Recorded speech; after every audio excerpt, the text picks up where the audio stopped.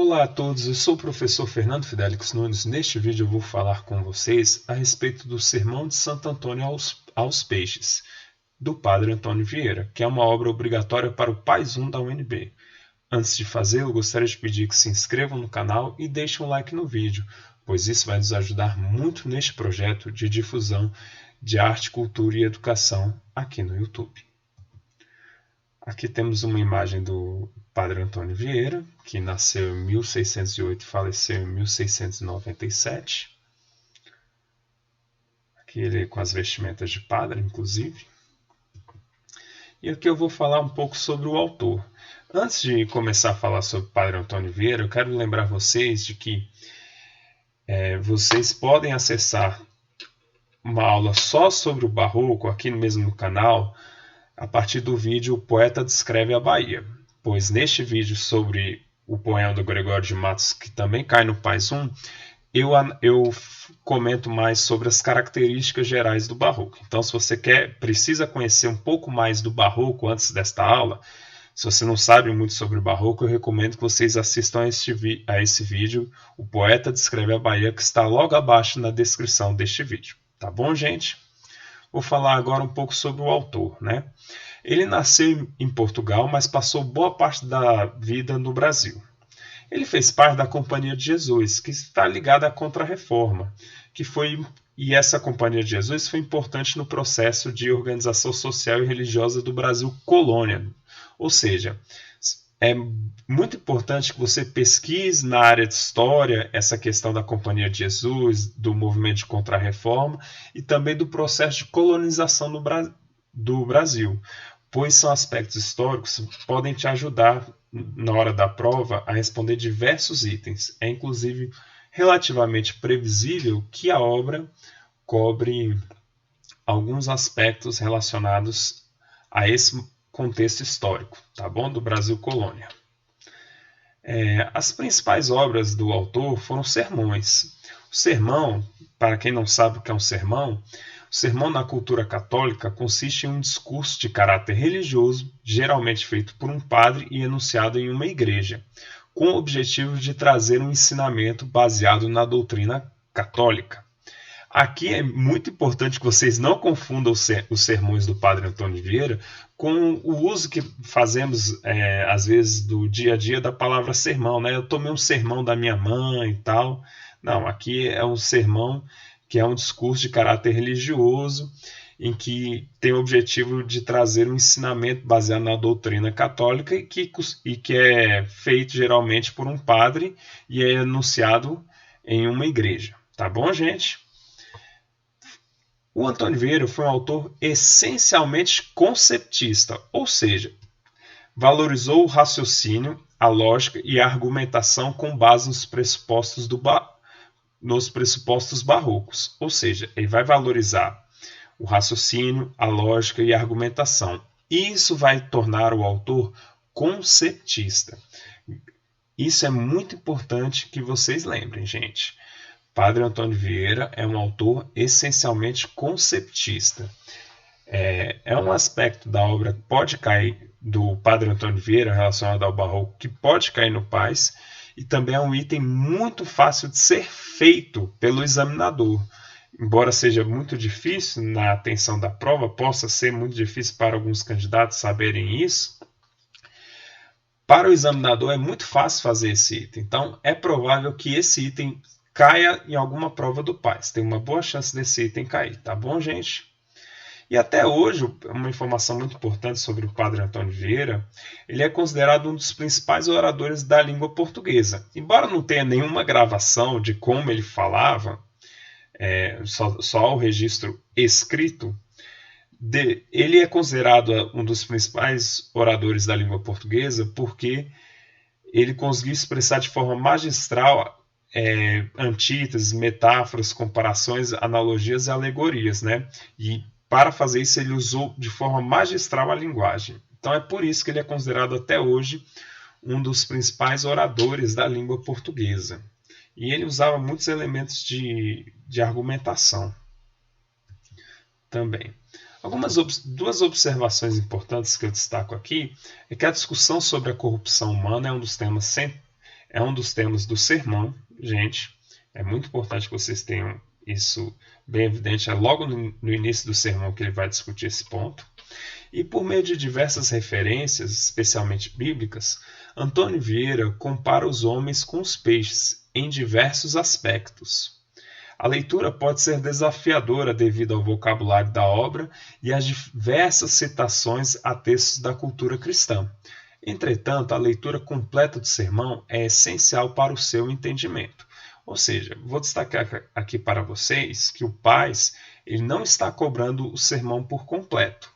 Ou seja, o Paz selecionou, também vou deixar o link logo abaixo, trechos do sermão.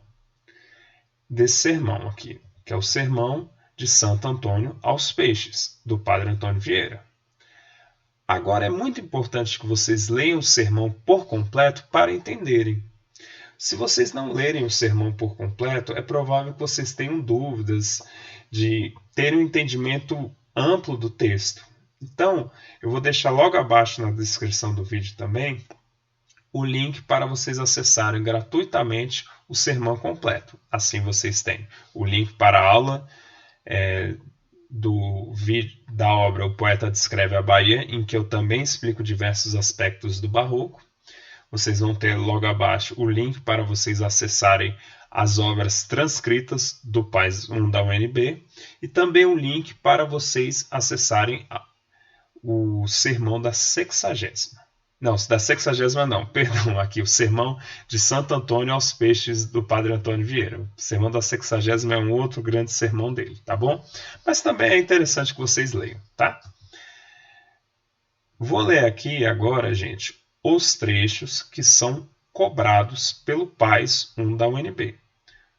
Então, presta atenção, vou ler os trechos que eles estão lá solicitando do sermão, mas é importante que nenhuma explicação minha substitui a leitura completa do sermão, tá bom? Então vamos à leitura dos trechos selecionados pelo Paz 1 da UNB.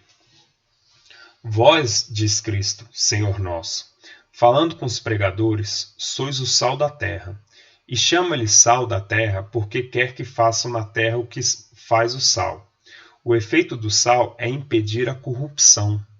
Mas quando a terra se vê tão corrupta como está a nossa, havendo tantos nela que têm ofício de sal, qual será ou qual pode ser a causa desta corrupção? Ou é porque o sal não salga, ou porque a terra se não deixa salgar?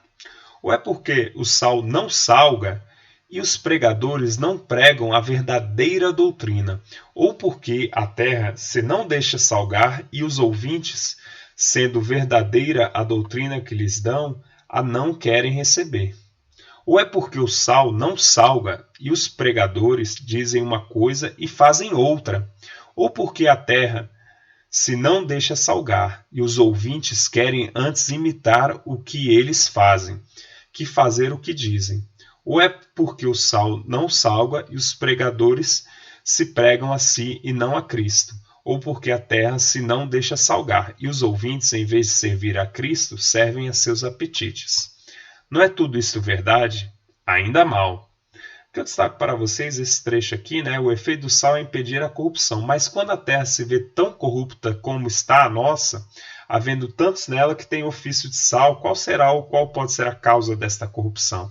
Ou seja, é muito recorrente nas obras do Barroco essa discussão sobre a corrupção humana, né? Sobre como como o ser humano ele tem desvios morais dentro da cultura católica.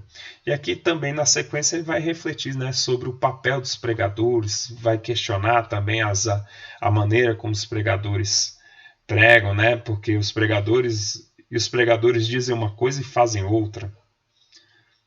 Então são alguns aspectos que são muito sérios aqui nesse trecho do sermão. Tá bom, gente?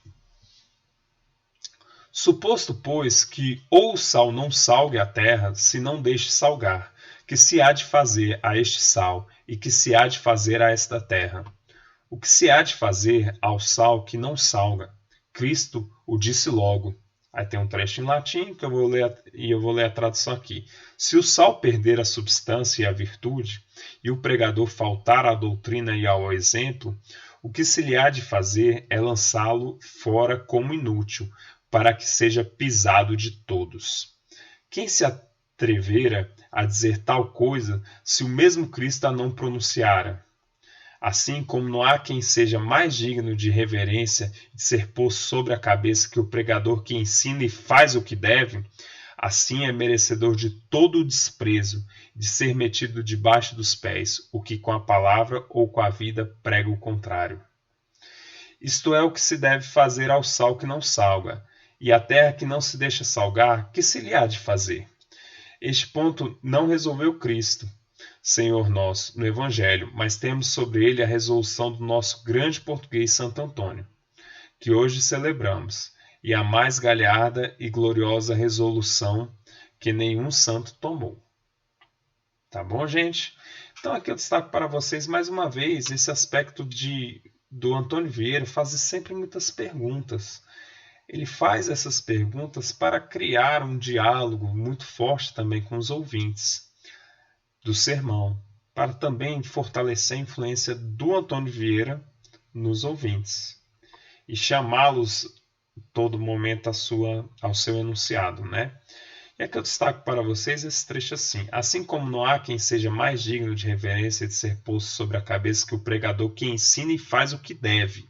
Assim é merecedor de todo o desprezo e de ser metido debaixo dos pés o que com a palavra ou com a vida prega o contrário. Aqui a gente vê as antíteses, né, que são as ideias contrárias apresentadas de forma próxima, né? Ser posto sobre a cabeça e é uma alusão, né, em cima, e ser metido debaixo dos pés, abaixo. Então, esse uso o tempo todo da antítese é muito forte na prosa do Antônio Vieira. Tá bom, gente? Vamos aqui ao próximo trecho. Aqui já é mais para frente, né, que ele vai falar um pouco sobre os defeitos dos peixes, né?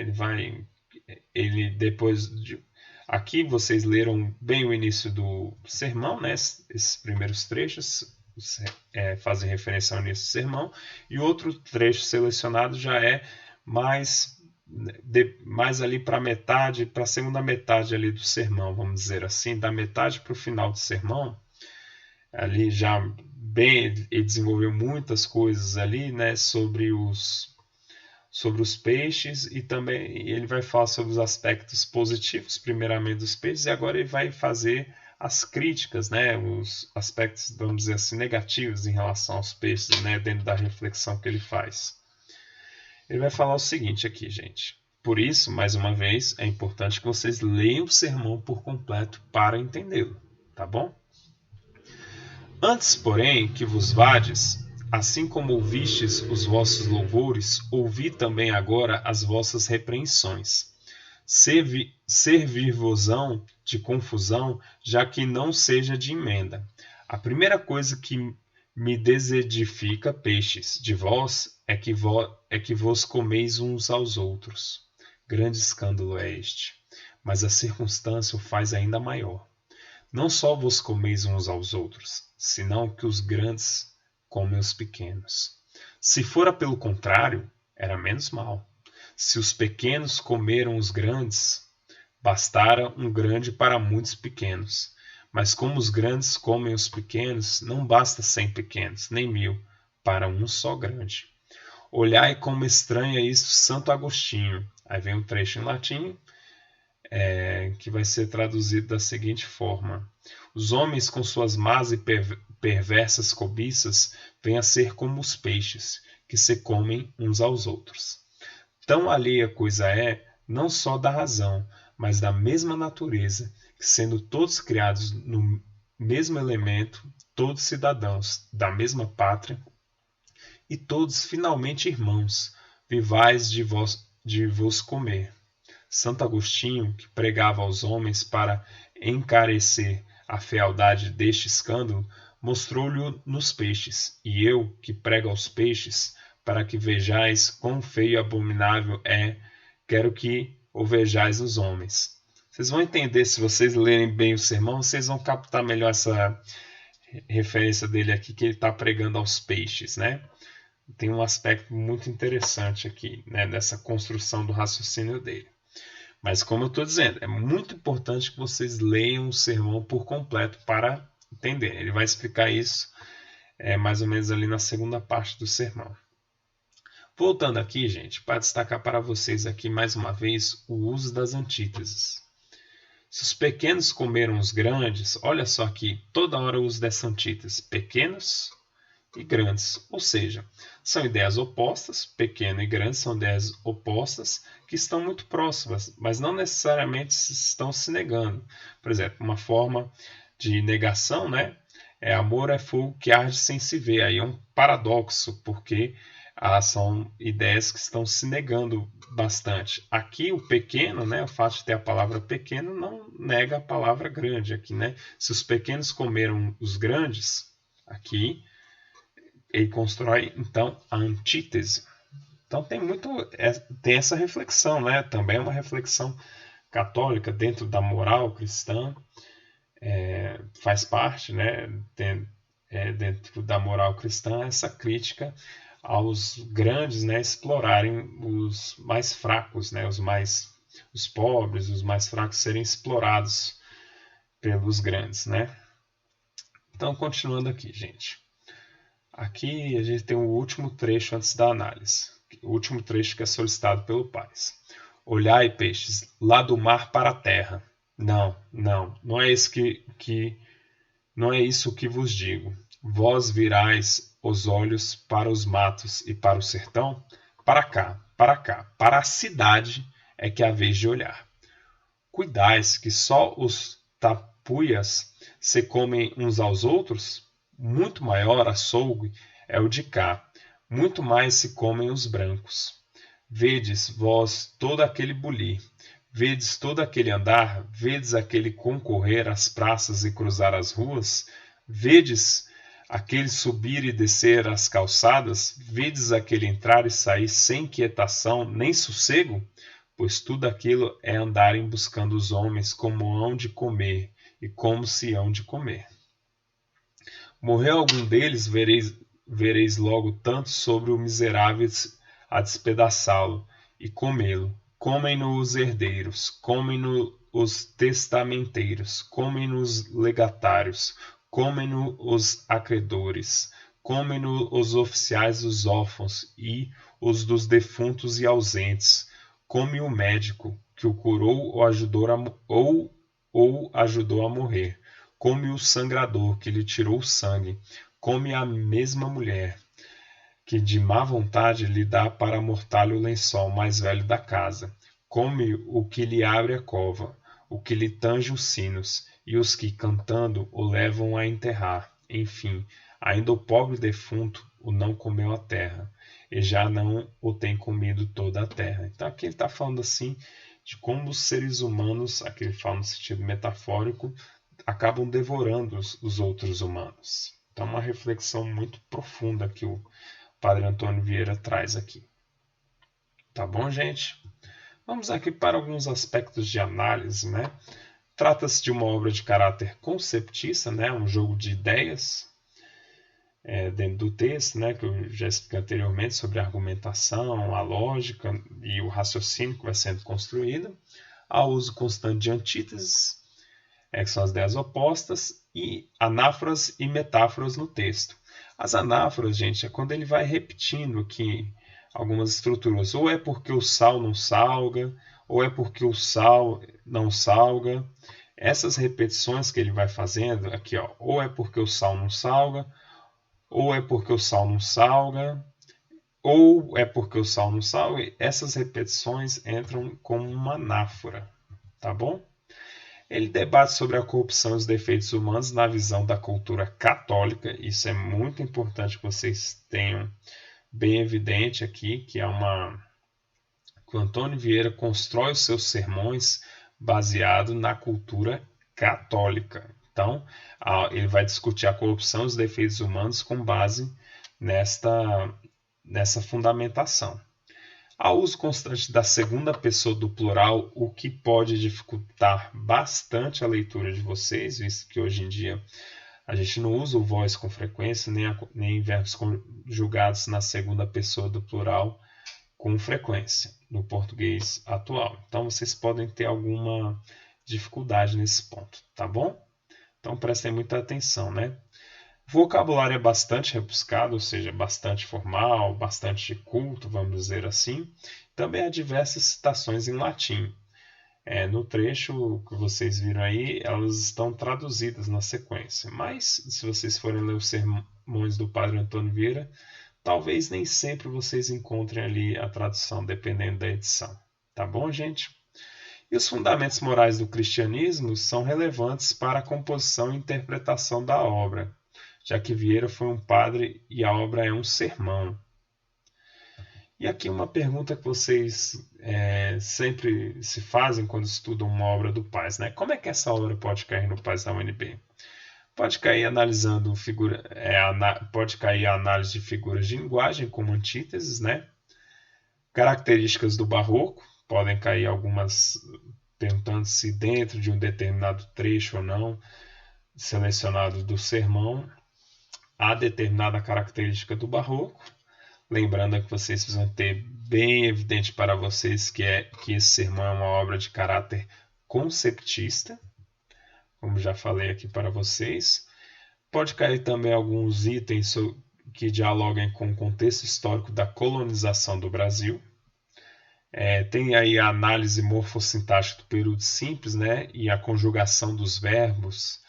Essa conjugação dos verbos, especialmente na segunda pessoa do plural, pode ser um ponto a ser discutido em algum item da prova, né? Tem a interpretação de um trecho e identificação de referências a pronomes, por exemplo. É bem frequente que eles perguntem se determinado pronome faz referência a que substantivo, por exemplo, a que outra palavra ou termo. Isso pode cair bastante na prova.